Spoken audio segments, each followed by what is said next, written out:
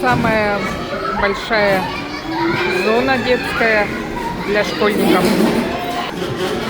Батуты, скалолазание.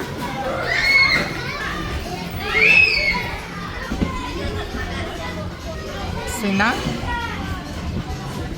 То можно вдоль этой стены.